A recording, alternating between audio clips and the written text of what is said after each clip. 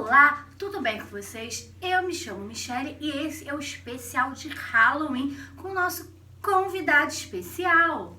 Oi gente, eu sou o Matt, se inscrevam no canal. Então, nós vamos falar sobre os nossos filmes favoritos de alguns subgêneros que nós escolhemos. Então, se vocês quiserem ver mais conteúdo sobre séries, filmes, animes e mangás, se inscreva no canal e ative o sininho para receber notificação sempre que sair um novo vídeo. E como eu disse, nós vamos falar sobre filmes, que nós gostamos de alguns subgêneros, mas nós vamos trazer um subgênero diferente aqui para esse vídeo, o Giallo. E o Matt vai explicar um pouquinho mais para vocês. A gente vai explicar esse subgênero para vocês entenderem melhor o filme que a gente vai indicar para vocês. Então, Giallo, ele tem esse nome que significa amarelo em italiano, porque inicialmente ele começou como se fosse uma adaptação de história em quadrinho de crime, policial, investigação, dos Estados Unidos na Itália. Aí quando eles imprimiam com uma capa amarela, por isso amarelo, Giallo. E o filme normalmente gira em torno de assassinatos em série, geralmente a maioria das vítimas são mulheres, e o protagonista se vê em uma situação de perigo em que tem que investigar aquilo dali que está acontecendo pra se safar, né? Então, assim, geralmente o assassino em série, ele usa luva e tem, às vezes, a polícia, a própria polícia é incompetente.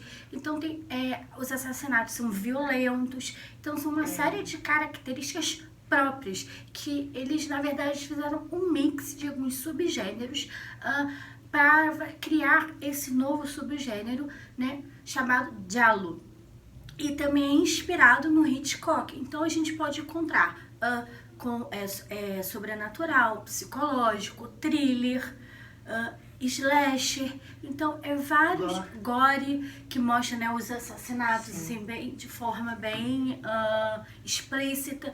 Então na verdade vários subgêneros, mas de uma forma bem peculiar, bem diferente. E é um subgênero restrito ali na Itália, não saiu da Itália. E também o filme Giallo, eles têm muito essas coisas de contraste entre cenários bonitos, roupas bonitas e coisas horrendas como assassinatos violentos, sangue. Assim, se for ver hoje em dia, vai ficar meio estranho o sangue de tinta guache, tá? Só que porque o sangue utilizado naquela época era de tinta guache. Mas o filme que nós vamos indicar é de 1977. Então, assim, nós não tínhamos a mesma maquiagem, tecnologia que nós temos hoje. Mas, assim, eu acho que o sangue de tinta guache não interfere em nada. As cenas são bem explícitas. E eu, pelo menos, não me choquei com as cenas. Mas, assim, eu achei muito bem feito, apesar do sangue de guache. E apesar da época também, né? Sim, é muito, muito bem feito mesmo, porque tem toda a questão de ser de 1977, mas o filme é muito bem feito. As mortes são bem verossímeis. Você não fica ali em dúvida, não acha que é uma armação, não é mal feito. É muito legal essas cenas, e eles começam de planos bem abertos, mostrando o corpo da vítima até o plano detalhe, para mostrar mais detalhadamente. Então eles focam mesmo, dão zoom para mostrar como que foi a morte, detalhar. Por isso que tem esse aspecto gore, porque realmente mostra. E também tem muito essa questão das iluminações coloridas e tal. Então, a gente vai indicar o filme Suspiria, de 1977. Por Dario Argento. Welcome to our academy. I'm Stana, one of the instructors. Nice to meet you. O filme fala sobre Suzy Bennion, que é uma menina americana que ela foi para uma escola de balé em Berlim para aperfeiçoar as técnicas dela de dança. E a história gira em torno disso daí. Ela vai pra lá e começa a acontecer uns assassinatos estranhos. Coisas estranhas ao seu redor, coisas que não conseguem ser muito explicados. Então, diante dessas coisas assim, diferentes, inusitadas que vão ali acontecendo, que o filme se dá. Mas é assim, um filme diferente porque ele tem cores surrealistas. Não é aquele filme totalmente escuro, não. Tem cores vibrantes, então tem vermelho, tem verde, mas é predominante vermelho. Mas tem cores bastante vivas no cenário e uma trilha sonora totalmente diferente. Ela me chegou a dar agonia, a trilha sonora em alguns momentos. Absurd. So fantastic. All I can do is get away from you. Os barulhos meio... É tipo uma mistura de vários sons. Eles vão colocando tipo um em cima do outro, com uma música. E esses sons, assim, é bem meio aleatório, porque tá numa cena e eles jogam, não é uma coisa assim, som em determinada cena que aparece, não. Então, é essa atmosfera que o filme cria, com essas cores e com essa trilha sonora que vai dando esse suspense, essa tensão do filme. É bem atmosfera, uma atmosfera bem única. Então é isso que vai dando esse ar de tensão, de suspense no filme. Óbvio que a gente fica meio ali na dúvida do que está acontecendo, porque envolve todo um suspense. A gente só vai descobrir o que aconteceu no final, porque também tem aspectos do thriller. Então, é um filme muito legal, ainda mais pela época. E tem toda essa atmosfera diferenciada que eu adoro em Suspiria. Eu também. Essa é uma das coisas que eu mais gosto em Suspiria. Eles conseguem misturar as cores bonitinhas, né? Porque é um cenário bonitinho. É lindo. É um local super luxuoso, super tipo desenho da bonito. Disney. É bem assim, bem bonito mesmo, bem diferentão, assim, as cores são bem expressivas, é diferente, mas é muito bonito os locais. Até o local que é fora da escola, que acontece o primeiro assassinato, é muito bonito. Parece assim um local de contos de fadas, não uns locais padrões, é um local assim bem diferente mesmo. Sim.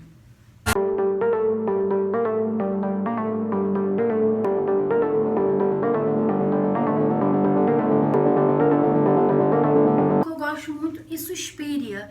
E a gente só descobre realmente o que está acontecendo mais pro final. Tem que ter todo esse mistério, esse terror psicológico, que a gente não sabe se é sonho, se é delírio, porque ele tem mesmo essa linguagem que parece meio sonho. Onírico. É onírico, é exatamente isso. Então a gente fica ali naquela, é sonho, é realidade. Então a gente tem que ver para entender o que está acontecendo nesse filme. E eles também usam as luzes também pra mostrar, tipo, o que os personagens estão sentindo às vezes. Tipo, uma cena de perseguição que tava tudo azul, aí a parte que ela queria fugir tava verde. Então eles trabalham muito com a coloração, com essas cores mais vibrantes. A gente vai falar sobre um filme tailandês de 2006, que é Espíritos, A Morte Está ao Seu Lado. Que é desse subgênero sobrenatural. Então nós temos ali a história de Tum, que é um jovem fotógrafo, e a sua namorada Jane, que eles estão ali num casamento, e quando eles saem, eles acabam sofrendo um acidente de carro. Uma mulher aparece na frente do carro, então ela tenta desviar, não consegue. Ela acaba atropelando, né, essa mulher, mas ela bate também no poste.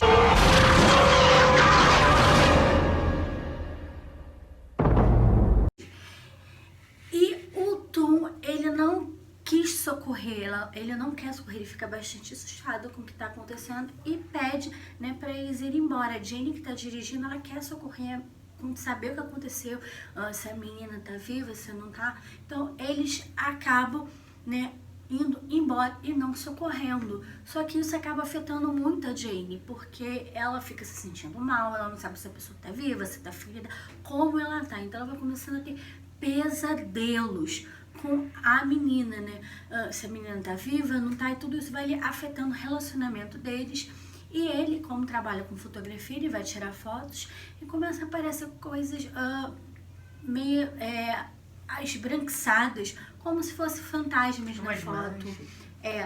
Umas manchas esbranquiçadas nas fotos, e ele acha, primeiramente, que é o problema da câmera ou do filme. Mas, como eles vão investigando, eles descobrem que, na verdade, são espíritos. Então, eles descobrem outras fotos, né, que contêm espíritos, e eles descobrem, né, que a Polaroid, como não pode ser alterada, é mais confiável, porque a gente vê que essas pessoas, além de ter fotos reais, elas também adulteram. Então, quando você usa uma Polaroid, não corre risco de dizer se é adulterada ou não. Aqui em meio a tudo isso, os amigos do Tom começam a se suicidar. นี่ทุกคนก็ตายหมดแล้ว ผมคงเป็นคนต่อไปอ่ะ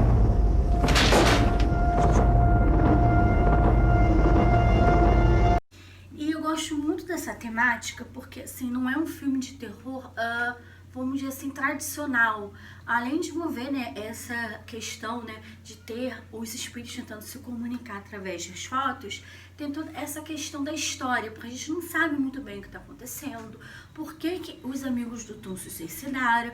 Então a gente, na verdade, só vai descobrir realmente o que aconteceu lá no final, porque o Tom tem um segredo e ele vai guardando esse segredo, ele não conta tudo, né, pra Jane. Então, ali no final que a gente realmente entende todos os acontecimentos do filme, que tem essa atmosfera mais sombria, tu vê que ele tá ali em sofrimento, que ele tá assustado, o Tom, e tem esse aspecto todo escuro do filme, porque é um filme bastante escuro, sombrio, realmente. E foi lançado, né, em 2008, uma versão americana. Algumas cenas, né, eles mantêm, tem algumas cenas bem semelhantes ao filme tailandês, mas sinceramente não tem aquele mesmo atmosfera sombria e assustadora do filme tailandês. Sem falar que tem algumas partes da história que eles modificaram, e eu acho que a história ali final, né, ficou um pouquinho mais estranha, ao meu ver. Eu prefiro muito mais a versão tailandesa, pela atmosfera que eles criam, né, de suspense, de tensão, que não tem tanto na versão americana, que é toda colorida, clara. Modificam alguns pontos e eu acho que eles tiram a atenção. O Joshua Jackson, né, que é o ator ali principal, eu não vejo ele tão angustiado e assim, quanto o Tom na versão tailandesa. Então eu acho que a gente sente muito mais angústia e o medo na versão tailandesa do que na versão americana. Mas infelizmente, né, a versão tailandesa, né, Espíritos, A Morte Está ao Seu Lado, não está disponível em nenhum streaming. Mas a versão americana está disponível na Amazon Prime, que se chama Imagens do Além. Então, se vocês quiserem conferir, eu particularmente prefiro a versão tailandesa. Inclusive, em 2006 eu assisti no cinema esse filme. É um filme que eu gostei muito.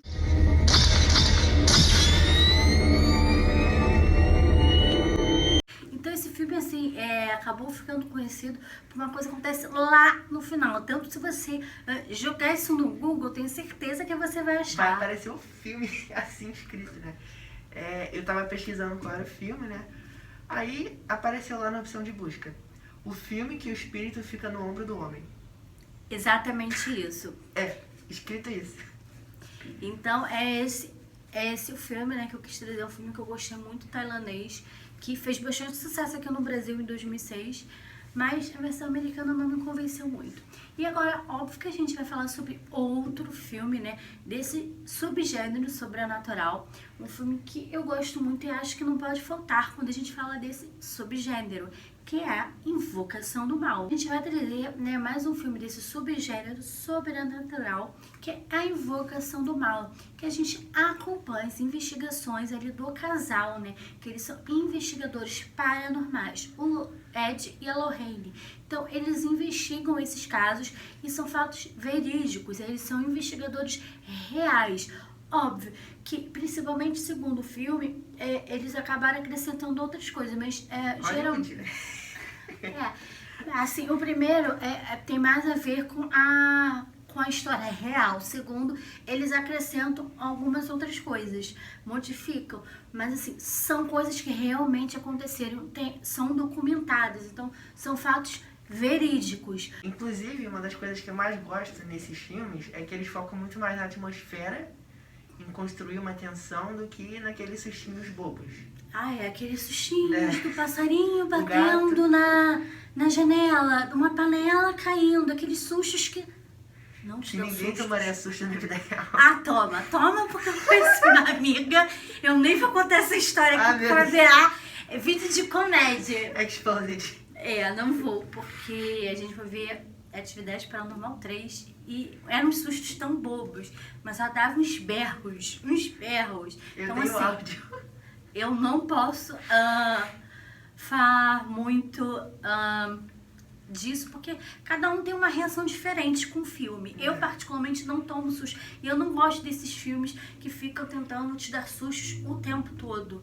Por isso que eu gosto tanto, né, de Invocação do Mal. Porque ele tenta fazer toda uma atmosfera sombria, uma coisa... eles vão trabalhando mais a atmosfera, mostrando chato a vida, o cotidiano da família. Então, o primeiro filme, ele é sobre... Ele foi inspirado no caso da família Perron, que eles se mudaram para uma casa nova e um monte de coisas estranhas começam a acontecer. Tipo, as crianças começam a ver coisas pela casa, a mãe começa a aparecer toda machucada.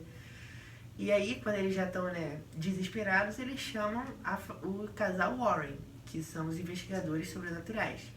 E aí eles descobrem que aconteceram um monte de coisa, muita desgraça naquela casa. Várias coisas trágicas aconteceram naquela casa. A casa é marcada por várias e várias coisas que aconteceram ali. Então não é um espírito, um demônio em questão. Várias coisas que aconteceram que levaram a toda aquela situação. Então são assassinatos, estupro, até suicídio que levaram a ocasionar essas coisas. Na Invocação do Mal 2, eles foram para Londres, Inglaterra, ajudar uma família atormentada. Nós temos a Peg, que é uma mãe solteira, que está tendo que lidar ali com problemas na sua casa. E ela tem certeza que tem algo de errado, algum espírito maligno ali. Então começa toda uma investigação. E é nesse filme que a gente vê, né, o demônio da freira, Valak. You are going to die.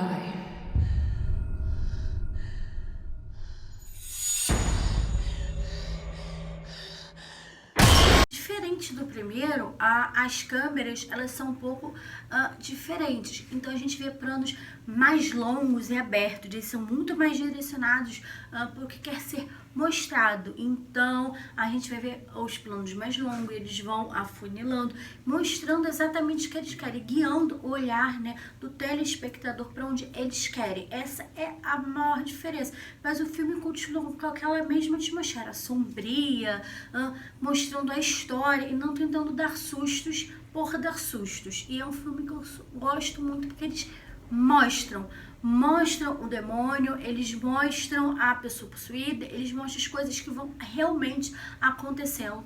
Vou falar sobre o filme, né, A Morte do Demônio, que é o remake de 2013 e não o original de 1981. O original de 1981 tem uma pegada mais trash, um orçamento mais baixo. Já o de 2013 ele brinca ali com os subgêneros de sobrenatural e gore. Então você tem que ter um pouquinho de estômago para ver esse filme. Que é bem explícito, né? Bem violento. E o filme ele conta a história da Mia, que é uma menina que é viciada em drogas, e ela vai junto com os amigos dela para uma cabana no meio da floresta para tentar desintoxicar ela. Essa é a ideia dos amigos. Dos amigos. Na verdade, ela não sabe muito bem o que está acontecendo, não. Aí, quando eles chegam lá, eles encontram um altar no porão, com um monte de coisas estranhas, animais mortos e um livro bizarro. Oh, is that blood? What is this? You shouldn't have touched anything from that basement. Que tá trancado. E aí, esse amigo dela, o Eric, ele tem... Qual é o brilhante dele que ele tem? Sempre tem um. Sempre tem. Ele resolve ler o livro em voz alta. E aí você já pode, né, esperar por coisas não muito legais acontecendo.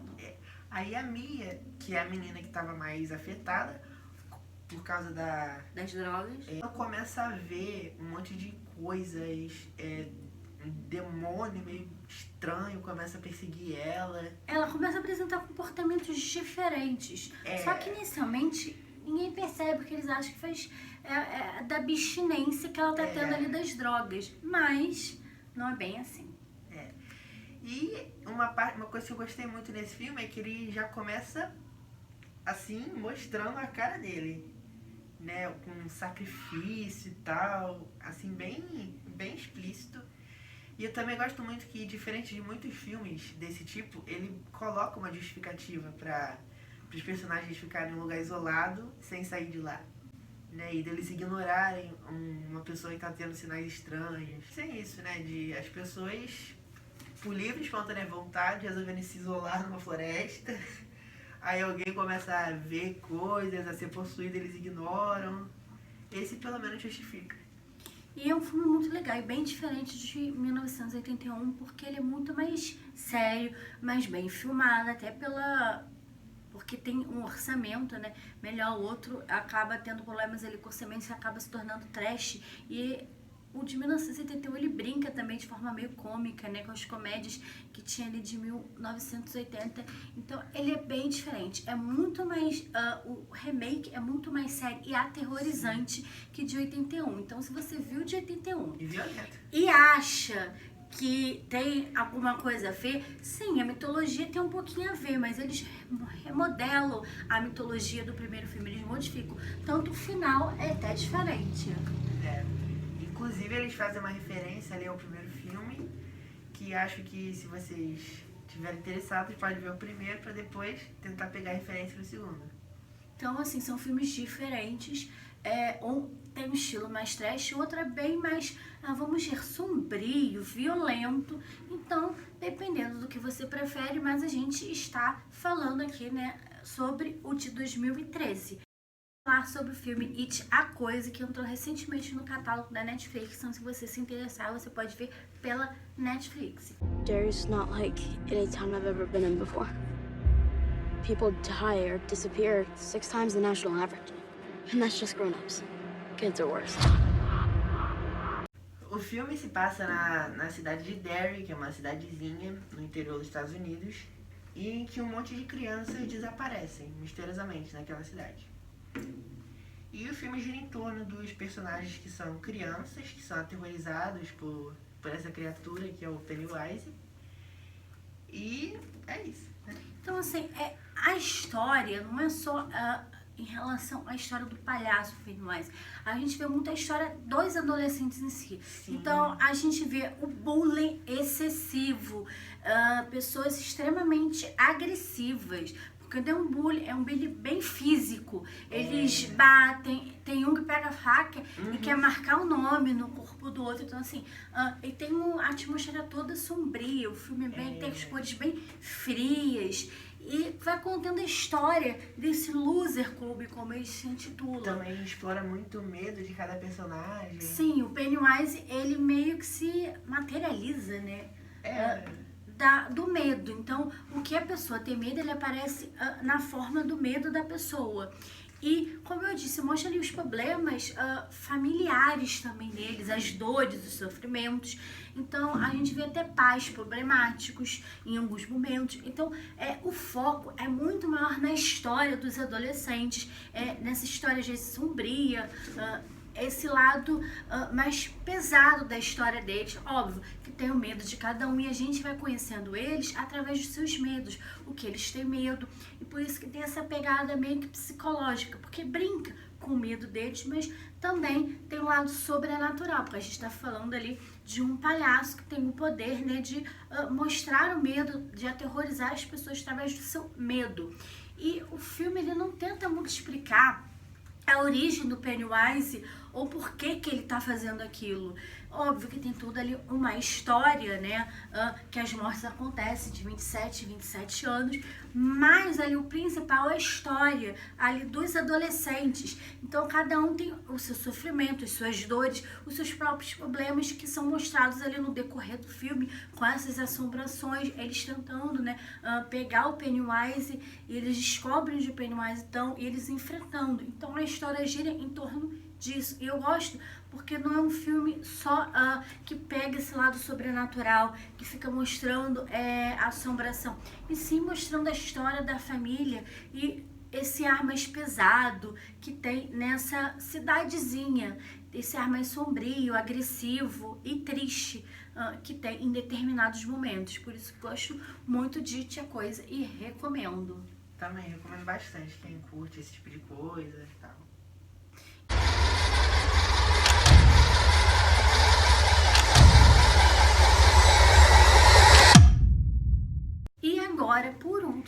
acho que é um dos nossos filmes favoritos, né? Sim. Acho que Suspiria e o Babadook, que nós vamos falar agora, com certeza, dessa lista são os nossos preferidos. Nós decidimos, né, começar ali com Suspiria e terminar com o Babadook, porque são os nossos filmes preferidos aqui dessa lista, porque são bem diferentes. Então nós iniciamos ali com um cadeado de ouro. E fechamos com uma chave de ouro. On the shelf. If it's in a word or it's in a look, you can't get rid of the Babadook. A rumbling sound, then 3 sharp knocks. Babadook, O filme conta a história da Amélia, que é uma mãe solteira, que ela perdeu o marido no dia do nascimento do filho. E ela acabou associando a tragédia da perda do marido com o nascimento do filho e acabou criando uma dificuldade em amar o filho, como se ele fosse culpado pelo que aconteceu, sabe? E o filme vai tendo isso e tal, e o filho também não é uma pessoa muito fácil de se conviver. Na verdade, ele sente também a falta de amor da mãe, porque assim, é muito complicado, porque quando ela começou, né, a ter dores do parto, eles foram de carro pro hospital e acabaram sofrendo um acidente de carro. E quando ela estava tendo Samuel, o marido dela estava morrendo. Então, assim, ela teve que lidar com um acidente traumático, a perda do marido e com o nascimento do filho. Então, criar um filho sozinho, um filho que não se convive muito bem, né, com as crianças. E ele tem medo de monstro, então todas essas questões. Ela tem que trabalhar, ela tem que ser mãe, pai, tudo isso junto.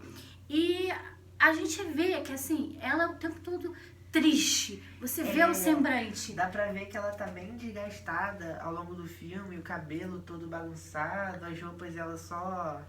Você vê a cara de sofrimento, você vê que ela sempre fala com o mesmo tom de voz, com aquela cara. Então, assim, você vai vendo que é uma pessoa sofrida, triste, que não aceita muito bem a vida dela e que ela não ama o filho. O próprio filho fala isso em um momento do filme. E é um terror psicológico. Não é, se você quer ver sangue, assassinato, violência, esse não é o tipo de filme pra você. Porque, na verdade, né, o Fica monstro... com a morte do demônio. A morte do demônio com certeza é muito mais apropriado para isso.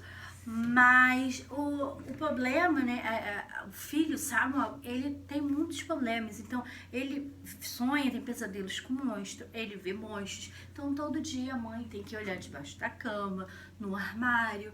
E as coisas pioram quando aparece o livro de Babadook.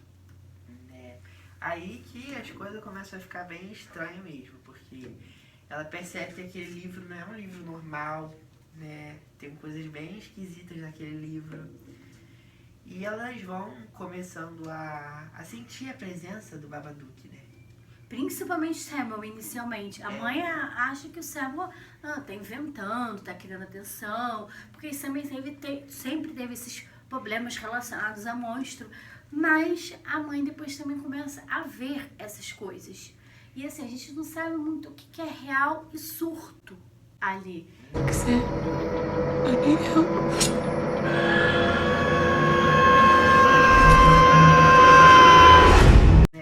Eu acredito que tudo ali que ela vê é um surto. Eu também.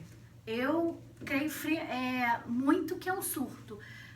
Tanto que tem uma cena que ela vê a parede, um buraco na parede saindo baratas e depois aparece uma pessoa e não tem mais buraco. Sumiu.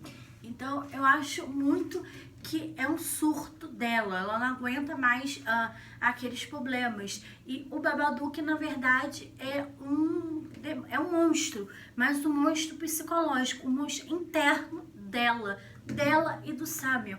Porque ela tem depressão pós-parto, é nítido, ela é uma pessoa depressiva, triste, que tá lidando com o luto ainda. Ela não aceita, já faz 6 anos que o marido morreu, mas ela ainda não aceita a morte do marido. Isso vai tudo ganhando uma representação. Então é uma representação dos demônios da Amélia. Demônios internos. Os demônios internos dela. Então ela tem depressão, ela tá ali com várias dificuldades de lidar com o filho, que tá com vários problemas na escola também. Com os amiguinhos. Ele chegou, né, a ter que ter um tutor e a mãe não concorda, uma atenção especial porque ele leva uma arma para se defender do monstro e quase machuca um amigo. Então ele tem todos esses problemas de relacionamento que a gente vê que também é um pouco a culpa da falta de amor da mãe, que isso vai acabando mostrando, né, isso no Samuel. Ele vai sentindo isso. Ele próprio fala que a mãe não ama ele em um determinado momento da história, então isso tudo vai mostrando. E é um filme, assim, muito mais psicológico. O Babadook, ele não tem muito uma forma, né? A gente vê meio que a silhueta, meio que uma sombra. Não é um filme cheio de efeitos especiais, é mais essa coisa da mente mesmo, que é surto, o que não é, o que é real, o que não é. Então ela vai tendo que aprender a lidar com esses demônios internos dela, e no final do filme a gente começa a lidar com isso. Aprender a lidar. Aprender. Não é uma coisa que num piscar Ela não de consegue olhos, no matar. estalo, some. Babadook. Não, o que eu acho legal é exatamente isso, porque não é aquela coisa de como acontece nos outros filmes, que no final tudo se resolve, tudo tem um final milagroso, porque aquilo dali não é uma coisa sobrenatural, é os demônios internos dela, e isso vai levar tempo. Ela precisa se curar da morte do marido, ela tem que aprender a amar o filho, então é todo um processo, e é isso que a gente vai vendo em Babadook. Óbvio que tem momentos um pouco tensos, sombrios, até assustadores, uma mãe tentando matar o filho. Então, mas eu gosto muito, porque trabalho muito com essas questões psicológicas, os temores e medos da Amélia. É como se fosse os problemas dela materializados. É como se fosse um surto. Ela tendo um surto e colocando tudo pra fora. Tudo que ela sentiu ao longo desses 6 anos. E também, boa parte do filme, ela nem vê o Babadook, ela só sente a presença dele. E de repente ela sente o Babadook dentro do corpo dela. E eu acho que ali lá é uma forma irracional, uma forma dela tentar matar o filho, dela agir de forma que ela sempre quis. Falar, verbalizar coisas que antes ela não conseguia falar, porque ela queria ser uma boa mãe. E ela tenta ser uma boa mãe. Ela tem dificuldade de amar o filho, mas ela tenta ser uma boa mãe. É uma mãe compreensiva no começo, mas depois você vê que ela vai perdendo a paciência, que ela vai chegando no limite dela e vai fazendo coisas cruéis. O Babadook vai dominando ela. Então, e o próprio Samuel também, né? Ele vai tendo ataques de pânico por causa desse medo irracional que ele tem. E a gente percebe que esse medo irracional que ele tem é de perder a mãe. Ele próprio tem uma cena que ele fala, a mãe fala, mas eu não vou morrer tão cedo. E ele fala, mas você imaginou que o papai fosse morrer? Então, eu acho que toda essa questão dele, né? Com o próprio Babadook, desses pesadelos noturnos disso, é o medo dele perder a mãe. É verdade. Então, eu acho que é um filme muito mais psicológico, que trabalha muito essas questões do que um filme violento, sobrenatural. E eu gosto muito de Babadook por ser do padrão, quebrar esse padrão, ser um filme diferente. Apesar do meu subgênero favorito ser o de sobrenatural, eu gostei porque ele é diferentão. Tanto ele quanto Suspiria, eles têm toda uma forma diferente. E é um filme bem único, que você não encontra um outro filme igual ou parecido. Exatamente. E hoje em dia é muito isso, né? Como se fosse uma fórmula que está sendo repetida. E Babadook é completamente diferente. Não tem aquele final clichê que do nada se resolve as coisas num passe de mágica. E não, ao contrário, é uma coisa que tem que ser trabalhada e com o tempo, sim, ela vai, talvez, né, ela consiga se livrar do Babadook. Com o tempo. Ou talvez nunca. Só aprenda a controlar ele. A conviver com ele, como a gente vai vendo, mas é todo um processo, não é uma coisa que num piscar de olhos se resolve. E esses foi os filmes que a gente quis trazer aqui para esse especial de Halloween. Foi os filmes que a gente escolheu, então a gente falou de alguns filmes que a gente gosta muito. Então, comente aí, você gostou de algum filme, você já assistiu algum filme que a gente comentou aqui, vocês querem indicar algum filme, e qual filme que vocês vão assistir no Halloween? Se vocês gostarem do Olá, tudo bem com vocês? Eu me chamo Michelle e tenho aqui um convidado especial do meu lado para o especial Halloween. Oi, gente, eu sou Tutuzada.